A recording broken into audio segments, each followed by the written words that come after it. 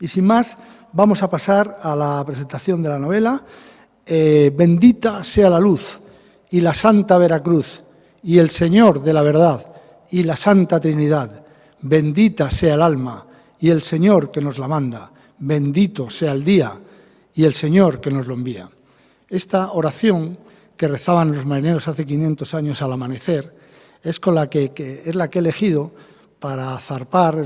Con esto iniciaba en la singladura y con esta oración quería yo empezar esta presentación, porque un poco da una idea, era un poco da idea de lo que ellos llevaban en su corazón, ¿no?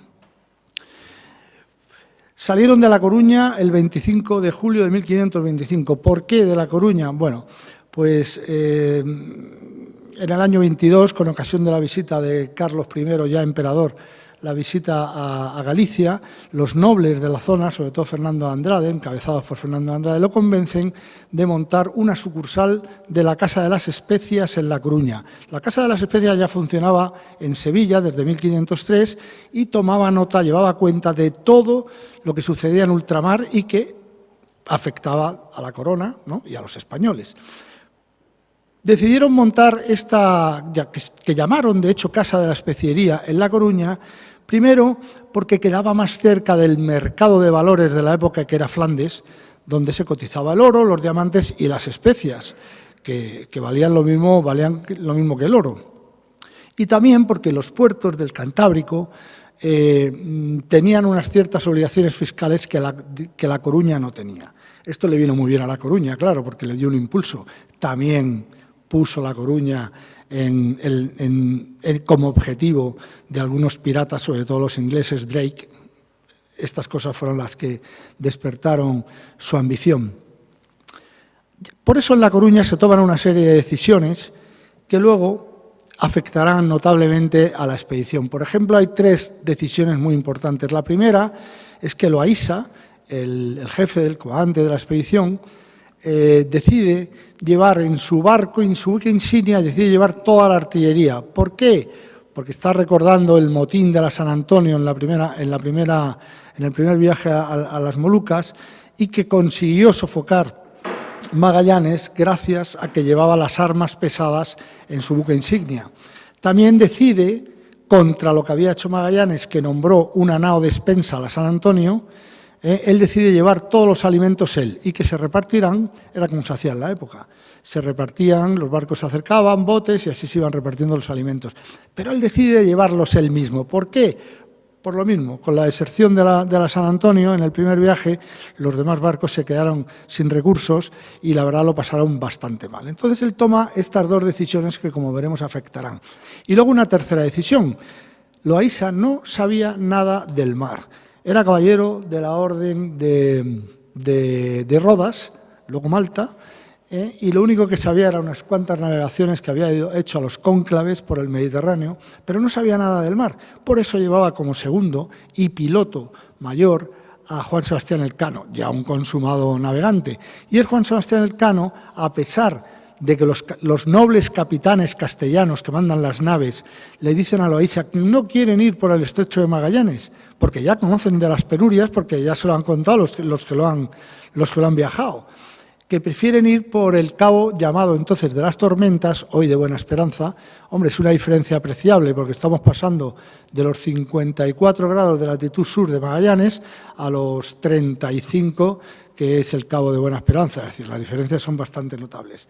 Pero Loaysa decide aceptar todo lo que le dice Elcano, impone que navegarán por el estrecho de Magallanes. Esto crea un cisma, y si en el primer viaje mucho de lo malo que pasó estaba originado en el estigma de la desconfianza que había por los portugueses, porque en el primer viaje, efectivamente, el hecho de que fueran castellanos y portugueses era un poco un sinsentido, ¿no? Los 2 países que se están disputando, talasocracia, el gobierno del mundo por el control de las líneas marítimas, ¿no? Pues era un poco un sinsentido. En este segundo no hay portugueses y, sin embargo, aparecen los mismos vicios. Los capitanes castellanos no quieren a Loaysa y no quieren a Elcano. En el primer caso porque no sabe nada del mar y no quieren ser mandados por alguien que no domina el elemento. Y en el segundo caso porque resulta que Juan Sebastián Elcano no tenía ninguna hidalguía. Y eso en la época estaba muy mal visto. De hecho, cuando Juan Sebastián Elcano se presenta ante Carlos I a la conclusión del primer viaje, el 22 de octubre de 1522, y va a verlo, el rey se queda impresionado porque de repente se da cuenta que él es el emperador de un mundo que no conoce. Y ahora viene Elcano y se lo cuenta. Pues mire, Alteza, hay hombres así y hay hombres asados, mujeres de esta forma y mujeres de esta forma, hay estas costumbres, hay estas plantas, hay estos animales. Y le empieza a descubrir un mundo que en realidad él, el emperador, desconocía. Ordena que se quede cerca de él porque quiere reunirse con él con frecuencia, quiere saber todas las cosas. Y todo esto crea una extraordinaria animadversión. Es que fui al cole con el chino. Esto crea una extraordinaria animadversión de los nobles hacia Juan Sebastián Elcano. De hecho, a partir de esas audiencias, el rey Carlos era antipático y a todo el mundo lo trataba mal. Cuanto más cerca estaban, peor los trataba. A los nobles, a los continos, que eran aquellos chicos que se criaban con él en el palacio y que luego de mayor pues él confiaba completamente en ellos.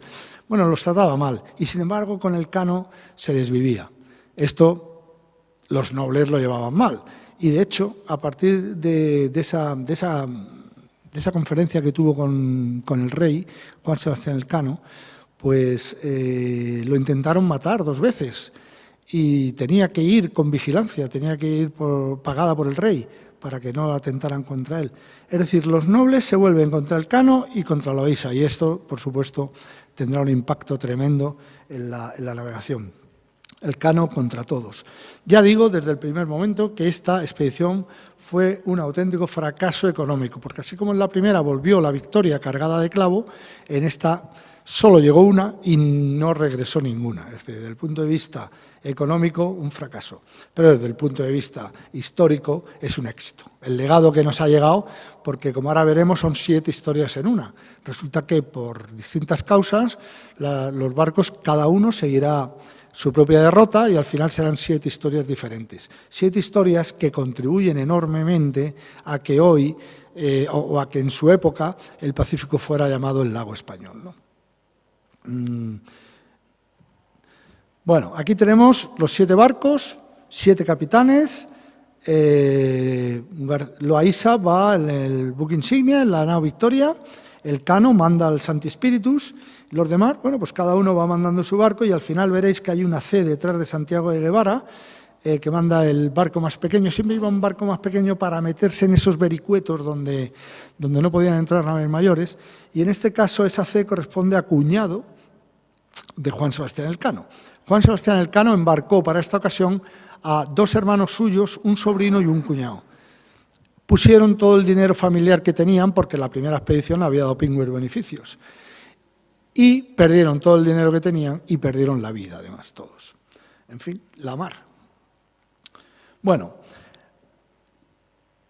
vamos a irnos ya directamente al Estrecho de Magallanes. Al llegar allí, Elcano, el gran navegante, esto es una pena porque a mí no me gusta de luego hablar mal del Elcano. Elcano me parece soberbio, un navegante soberbio, pero, oye, todo el mundo tiene sus cosas, ¿no? El caso es que equivoca.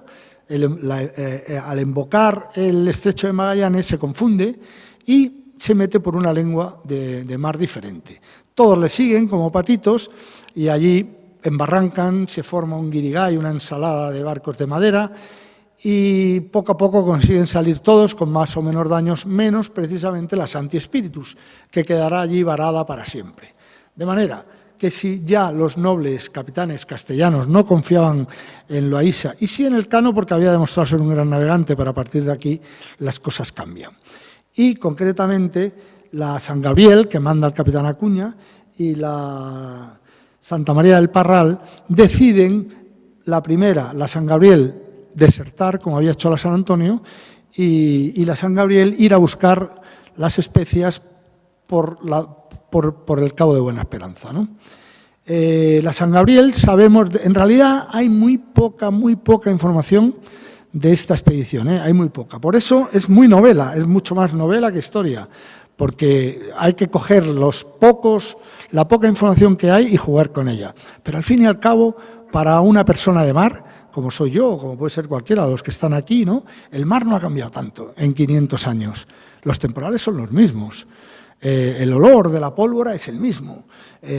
La soledad de la mar, en fin, todas estas cosas que nos atribulan, ¿no? Cuando estamos en la mar a los marinos son las mismas.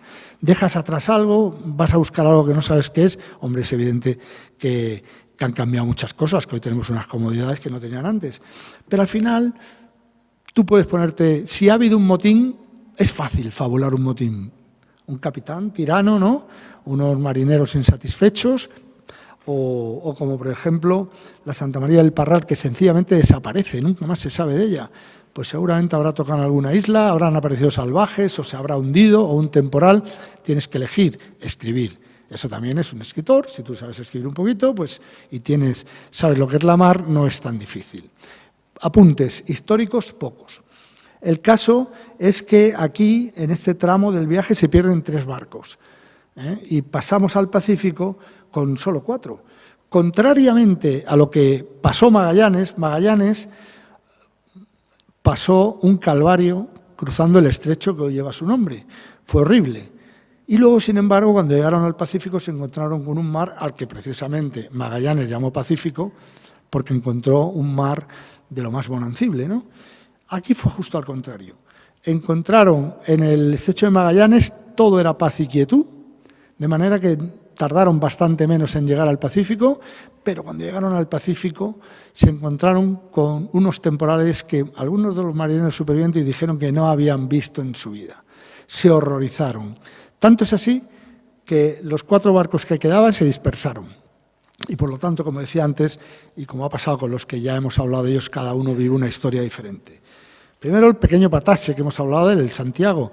El Santiago, cuando pasa el temporal, se encuentra en mitad del mar desarbolado, ha perdido las gavias, no tiene alimentos, recordemos, porque los había acaparado Loaysa, y realmente no puede navegar, sencillamente tiene que dejarse llevar. Tiene que renunciar a la misión, tiene que renunciar al objetivo, pero afortunadamente, bueno, poco a poco consiguen ir reparando, pero ya es demasiado tarde y deciden llevarse por esa corriente que los está llevando. La verdad es que con bastante suerte, ¿no? Corriente que curiosamente es una corriente que hoy conocemos como de Humboldt, pero que realmente no es solo que los primeros que la sufrieron fueron ellos, fuimos los españoles. Es que además la corriente de Humboldt, que nosotros los españoles en los congresos a los que hemos acudido le llamamos del Perú, hoy, sin embargo, todo el mundo conoce como de Humboldt, a pesar de que la consignó, la estudió y la explicó un jesuita español. Es decir, pasa mucho, ¿no? Por ejemplo, esta misma expedición, en otro temporal, antes de entrar en el estrecho de Magallanes, la San Lesmes corre al sur y cuando vuelve a unirse a los demás, da cuenta de que han llegado al extremo meridional del continente, al Cabo de Hornos, que hoy nosotros, en nuestras cartas, llamamos Mar de Oces, porque Francisco de Oces era el capitán de la San Lesmes, pero en casi todas las cartas del mundo aparece como pasaje de Drake. En fin, estas cosas, la verdad, existen, muchas veces nos las encontramos, da un poco de rabia. Yo por eso decía al chino, sí, cuando me lo encuentro, pongo ahí una nota al pie, ¿no? Y explico un poco las cosas como son. La Anunciada, sabemos únicamente que hubo un motín a bordo y que se perdió. Y es cuestión de darle literatura, estamos en las mismas, ¿no? Ahí efectivamente aparecen los malotes de mi promoción matando al pobre capitán y bueno, a alguien le tenía que tocar, ¿no? Y amotinándose y en fin, luego sabemos porque la Victoria será la única que llega a su destino, a la isla de Tidore. Las Molucas fundamentalmente son 4 islas potentes, pero fundamentalmente son 2. Tidore y Ternate. Nosotros ya nos habíamos establecido en Tidore. Magallanes había dejado allí, antes de morir, un galpón, poco más, pero bueno, habíamos puesto el pie allí y allí estaba guardándose el clavo que estaban recogiendo para cuando volviéramos. Y cuando cuando Elcano vuelve a España, mientras tanto, los portugueses, bojeando el continente africano, que me gusta ese verbo, antiguo, consiguen llegar hasta Malaca, hasta Goa, y a partir de ahí empiezan a pasar a las islas estas de lo que hoy es Indonesia y también levantan un fuerte, un castillo en la otra isla, en Ternate, es decir, españoles, portugueses, islas diferentes. Y Esto, bueno, pues allí habrá una batalla sorda, una guerra sorda que durará 3 años. Digo sorda porque los reyes de España y Portugal dejaban muy claro que no querían los unos pelearse con los otros, pero también los mandaban a conquistar y sabía que al final se iban a encontrar. Es decir, era un poco un juego, ¿no?, de palabras, porque al final tenías que pelear y de hecho hubo una guerra cruenta allí en las Molucas. Y claro, los reyes, no solamente, el rey de España y Portugal no solamente eran tío y sobrino, sino que además eran cuñados. O sea, estaban unidos por unos lazos familiares irrompibles. Bueno, el caso es que de esta batalla se cuenta en el libro cómo va la cosa y desde el principio ya se entiende que la vamos a perder, porque simplemente por la cadena logística. Nosotros es una nave perdida que llega allí y no tiene nada más. Los otros se están aprovisionando constantemente, como he dicho, por los portugueses que siguen llegando a Malaca y desde allí enviando refuerzos a la isla de Ternate. Será una batalla que nos ganen. De todas maneras, también otro sufrimiento de los marinos de la época. Cuando se firma el Tratado de Zaragoza en 1529, por el que Carlos, el rey, entrega la isla a los portugueses, ellos siguen peleando en las Molucas porque no lo saben. Se enterarán 6 años después y muchos habrán muerto estérilmente, claro. Pero bueno, insisto, son las cosas de la época. Todos estos hombres supervivientes todos ellos terminarán una vez que se rinden a los portugueses los estarán enviando a España y darán todos ellos la vuelta al mundo, claro. También, es decir, que muchas veces se dice Drake dio la segunda vuelta al mundo. No. Las 60 primeras vueltas al mundo las dimos los españoles, porque los que se quedaron en el primer viaje en Cabo Verde, porque los de la Trinidad que se quedaron, que intentaron volver por el mismo camino, también cuando los devolvieron a España. En fin, dimos muchas vueltas al mundo después del Cano, antes de que Drake, 60 años después, diera la suya. Y bueno, esa es la historia de la Victoria, que es la que llega a las Molucas para pelearse allí con los portugueses. Y queda la San Lesmes, que desde ya reconozco que es mi ojito derecho, ahora contaré por qué, pero antes vamos a volver a la Victoria. Los días 31 de julio de 1526 y 4 de agosto del mismo año mueren consecutivamente Loaísa y Elcano. De aquí se desprenden 2 datos importantes en sus testamentos. Por el testamento de Loaísa sabemos que lega una esclava que llevaba a bordo a su hermano Hernando, que vive en Ciudad Real. De manera que esta esclava, de la que no sabemos más, porque entonces sí se estaba discutiendo si los negros tenían alma y María era una esclava negra que viajaba con su hijo Francisco, pues a ella nadie vuelve a hablar de ella. Pero desde luego lo que no cabe duda es que es la primera mujer que cruza consecutivamente los océanos Atlántico y Pacífico y pudiera ser también la primera mujer que da la vuelta al mundo, si es que fue enviada también por los portugueses a España cuando acabó la guerra. Esto en cuanto al testimonio de Loaísa.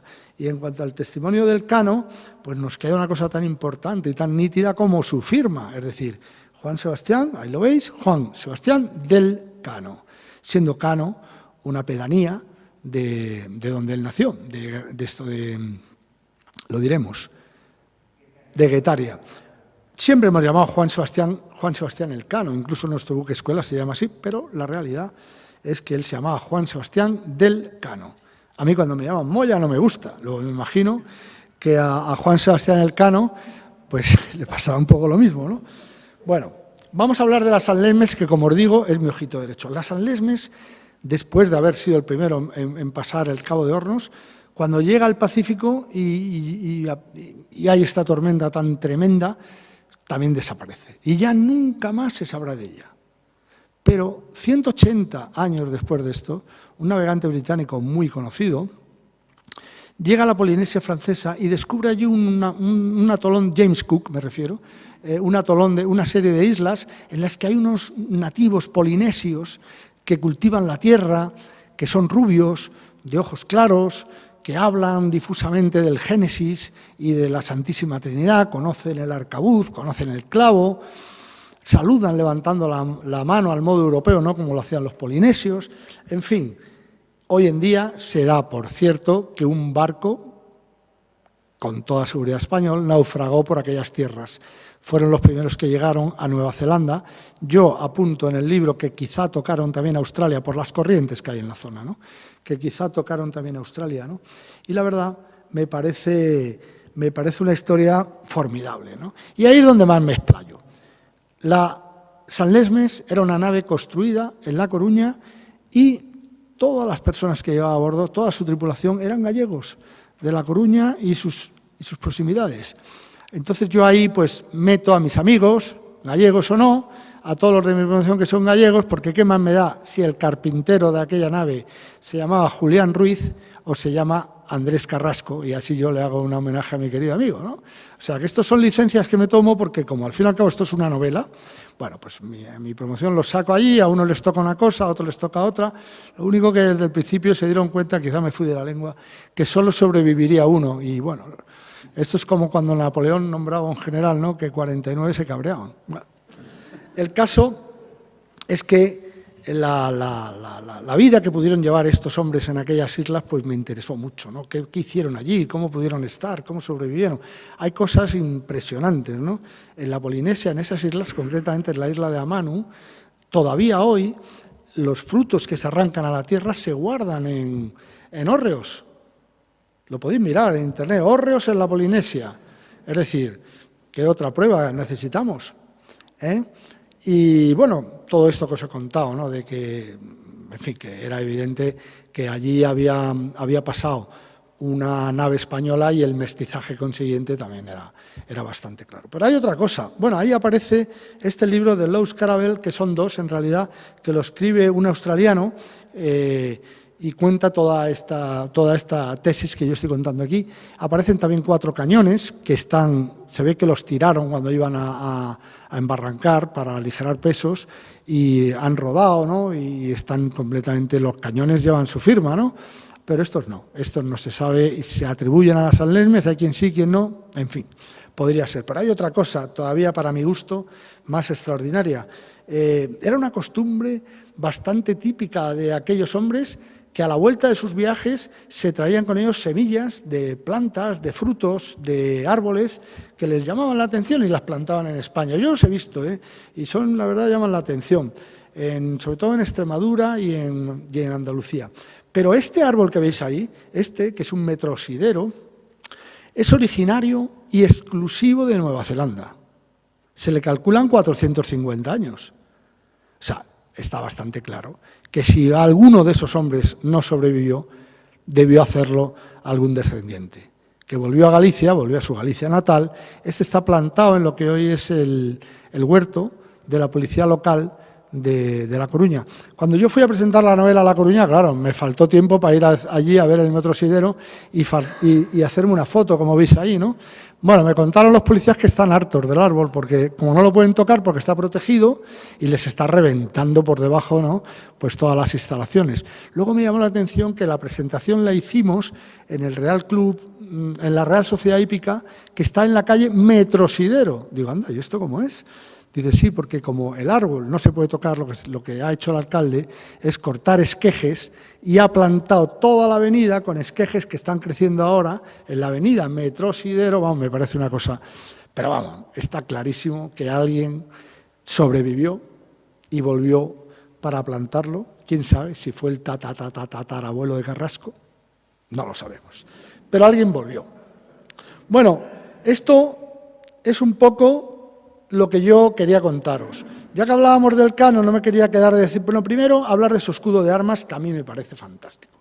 Son 4 cuarteles, como veis, pero es que me parece un escudo. Yo cuando estaba destinado en el cano, muchas veces me sentaba ahí en la cana y me ponía a verlo, y joder, es que, vamos, a mí me llamaba mucho la atención, ¿no? Arriba, el yelmo de caballero con el primus circundidistime, después castillo, a continuación. Bueno, y en la parte de abajo, que es lo que me llama la atención a mí, en lugar de 2 sables cruzados, 2 espadas cruzados, incluso 2 espingardas cruzadas, como encontramos muchas veces, vemos 2 canutos de canela y sobre fondo rojo, que era cuando eran títulos ganados con sangre. O sea, que más que este, ¿no? Y luego aparecen ahí 3 piezas de pimienta y 8 o 9 de clavo. En fin, me parece muy bonito. Y ya que hablamos del Cano, pues este edificio, aquí la mayoría lo reconoceréis, forma parte de la Escuela de Suboficiales hoy y es el Panteón de Marinos Ilustres. Entonces a mí, ¿dónde está el Cano? Es cierto que su cadáver fue arrojado al mar, claro, como pasaba en la época, ¿no? Pero también es cierto que hay una costumbre muy bonita que tiene la Armada, que es que al final de la visita hay un estanque donde todos los años el Juan Sebastián Elcano, precisamente el buque, refresca, como veis aquí, hacer a los guardiamarinas, refresca las aguas de este estanque y entonces en ese estanque idealmente reposan todos aquellos marinos nuestros que no reposan en ningún sitio, están ahí. A mí la verdad, cada vez que voy allí, algunas veces voy con gente que quiere ver aquello, pues se lo explico y la verdad que la gente, es que esto es muy bonito, ¿no? Estas son de las cosas estas de la Armada que muchas veces los propios marinos no nos damos cuenta, pero que trascienden fuera de la Armada y a la gente les encanta, porque son tradiciones y las tradiciones son todas antiquísimas y me parecen preciosas. Bueno,